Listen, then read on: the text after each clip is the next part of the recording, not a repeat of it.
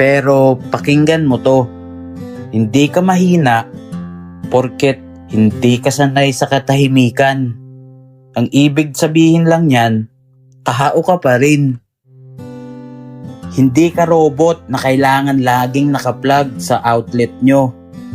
Hindi ka rin bagong update ng app na kailangan laging connected para mag-go through. At maniwala ka man o hindi, may mga parte sa pagkatao mo na hindi kailangan ng wifi connection para gumana. Hindi mo kailangang punuin ng ingay ang bawat segundo ng buhay mo. Hindi mo kailangang takbuhan ang katahimikan para lang magmukhang busy. Minsan, ang kailangan mo lang gawin ay umupo, huminga, at damhin na totoo ka, na ikaw ay ikaw.